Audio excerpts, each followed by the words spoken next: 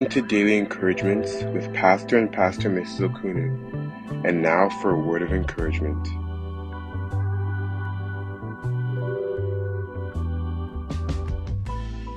First Samuel chapter 30 verse 8.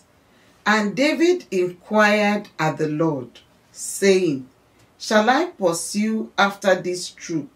Shall I overtake them?